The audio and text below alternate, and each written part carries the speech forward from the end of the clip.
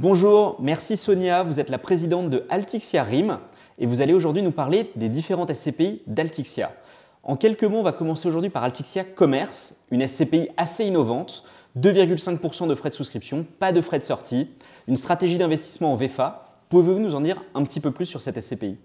Bonjour, effectivement, vous avez bien résumé Altixia Commerce, qui est avant tout un mixte de pieds d'immeubles dans des villes avec une forte démographie et également en retail park, et avec cette vraie particularité où on a la capacité d'aller acheter en direct auprès des promoteurs des actifs en cours de construction sur lesquels on va trouver les locataires, donc avec une forte création de valeur. Donc très convaincu par le commerce.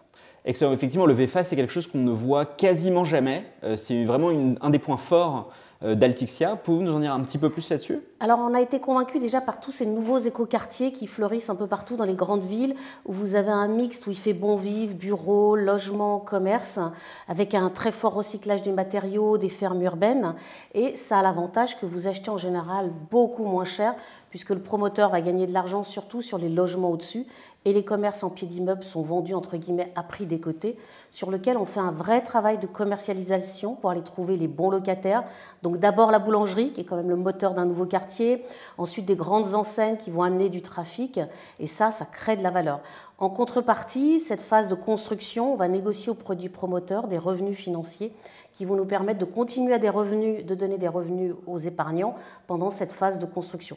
Donc on le fait de façon limitée, mais ça change la face d'une SCPI, c'est assez atypique. Oui, c'est ce que vous me disiez, parce que vous arrivez à obtenir des rendements très élevés en fait sur ce type d'acquisition, voilà. Là où ce serait plus difficile sinon. Tout à fait, on est au-delà des 10% de rendement et surtout ça fait de la création de valeur puisque vraiment ça permet de valoriser. C'est ce qui nous a permis d'ailleurs l'année dernière d'augmenter la valeur de la part de la SCPI Commerce de 1,50 en décembre grâce à ces actifs en VFA. Bah oui, on en parlera dans un instant. Peut-être un autre point à mon avis qui est très important pour nos auditeurs, c'est le sujet des frais de souscription. Vous avez été pionnière en fait en réalité sur la SCPI Altixia Commerce.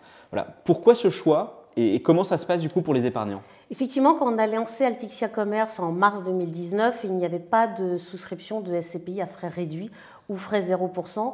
Et on avait certains distributeurs, tels que vous, tels que d'autres, qui considéraient qu'effectivement les frais étaient trop élevés dans les SCPI. Donc on a voulu faire une SCPI à frais réduits, ce qui nous permet d'investir beaucoup plus en immobilier tout de suite.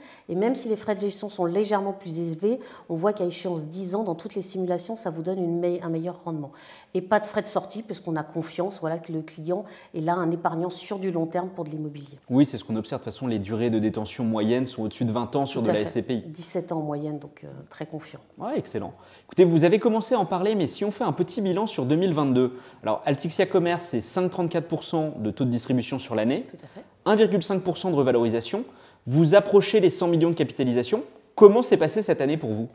Écoutez, en deux temps, je dirais, puisque je dirais que même si on reprend 2020 où il y a eu un bashing sur le commerce, bien à tort d'ailleurs, puisque nous n'avons pas eu de faillite de nos commerçants et au contraire, dès la sortie de cette crise du Covid, les gens ont continué à aller au restaurant, faire du loisir, etc.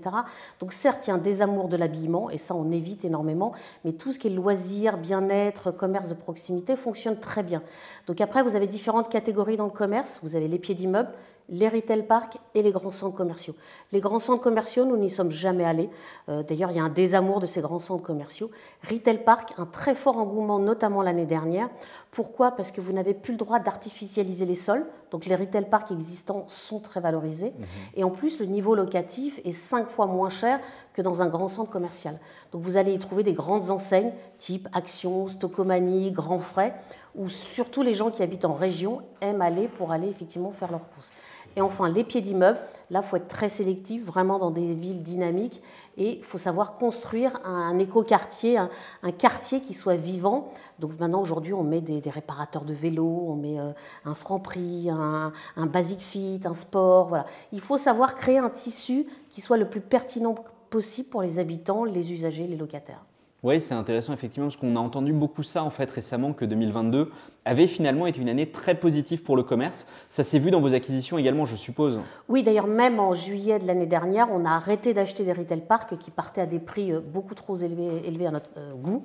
Et aujourd'hui, on recommence à trouver des retail parks entre 5,5 et 6,5 Voilà, parce que toujours, ce qu'il ne faut jamais sacrifier, ce qui est clé chez nous, c'est l'emplacement, l'emplacement, l'emplacement. C'est le leitmotiv de l'immobilier et je pense que ça, il faut rester très prudent là-dessus et pas céder aux sirènes d'aller dans des toutes petites villes où la démographie est là, c'est compliqué et sur lequel le commerce a beaucoup de mal à vivre. Ok. Pour 2023 alors, parce que l'année, on le sait, risque d'être un petit peu chahutée, la hausse des taux affecte tout le monde, vous avez un taux d'endettement finalement très bas aujourd'hui sur la SCPI. Comment vous envisagez cette année? Alors moi j'adore les années chahutées parce que c'est toujours source d'opportunités. Après c'est là l'avantage d'être petit, c'est qu'on sait qu'on est agile, qu'on peut réagir très vite quand il y a des opportunités. Donc là on est très attentif à regarder voilà, quelle typologie d'actifs. On commence à voir des gens qui vont pouvoir nous céder très vite, on va aller très vite sur des retail parks. On va rester sur le retail park et le commerce pied d'immeuble et on a quelques promoteurs en vue aussi qui nous ont mis de côté des beaux actifs en VFA. Donc plutôt confiant sur 2023. Après voilà, il va falloir rester très vigilant, accompagner les locataires. Voilà, on les aide aussi à faire du business. Et pour moi, c'est important. C'est du gagnant-gagnant pour tout le monde. Oui, j'ai vu par exemple dans votre dernier bulletin trimestriel, vous faisiez un petit point sur les différents indices pour revaloriser les loyers. Il me semble que tous vos baux incluent des clauses pour permettre de revaloriser les loyers. Vous envisagez du coup d'utiliser ces clauses sur 2023? Alors c'est effectivement une bonne question parce que c'est une grande force de l'immobilier, c'est justement d'accompagner l'inflation grâce à l'indexation des baux. Donc tous les locataires, en tout cas chez Altixia, ont des baux qui sont indexés. Donc suivant leurs indices, c'est un commerce ou un bureau, c'est pas la même typologie d'indice. Il y a également sur les petits TPE, PME des commerces un plafonnement à 3,5. Et voilà, aujourd'hui, toutes nos indexations sont passées.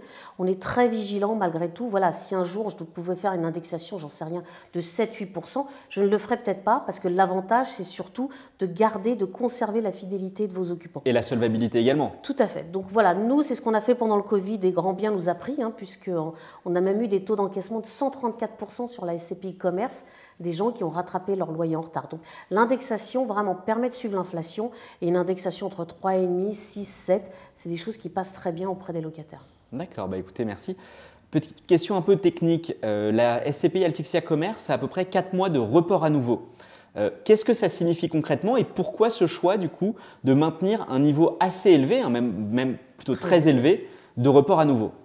Alors déjà le report à nouveau, qu'est-ce que c'est? C'est vraiment, vous êtes l'écureuil, vous faites vos noisettes pour l'hiver, vous dites ça va être des périodes difficiles, c'est toujours important parce que ça vous permet d'assurer justement des revenus réguliers, stables sur le long terme pour la SCPI. Avoir un niveau de report à nouveau trop élevé n'est pas non plus très pertinent puisque le client, l'épargnant est fiscalisé sur les revenus même si elles sont mises de côté, ils ne sont pas distribués. Donc l'enjeu pour nous est de garder un report à nouveau plutôt raisonnable entre 2 et 3 mois.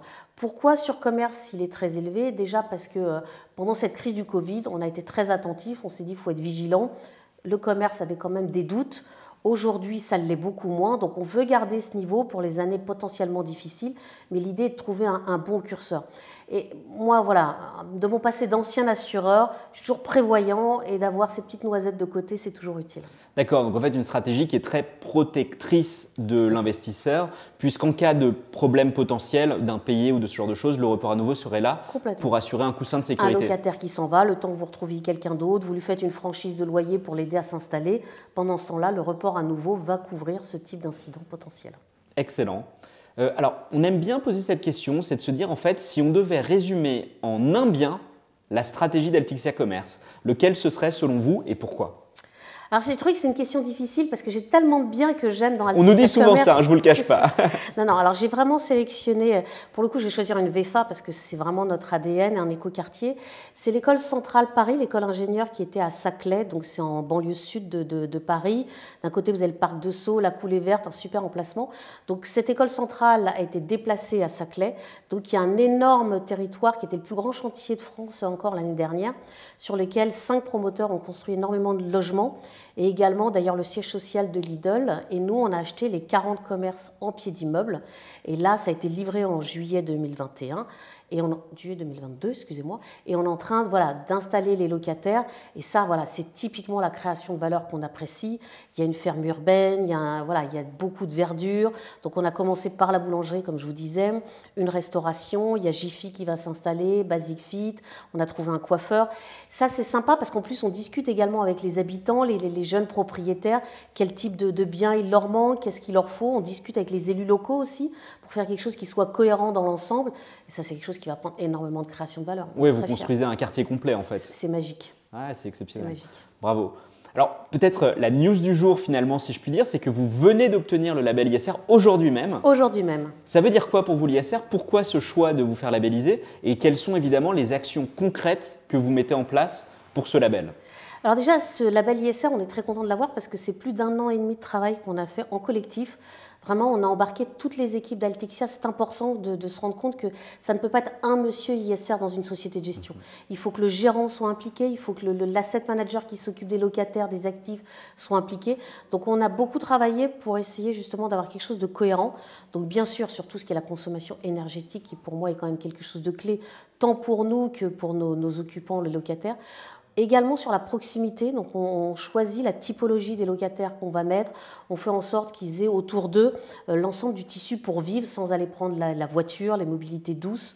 Donc tout ça, on est allé à un niveau de maille, d'ailleurs même l'auditeur nous a dit extrêmement fin, puisqu'on est allé regarder locataire par locataire, voilà, s'ils faisaient le tri du déchet, etc.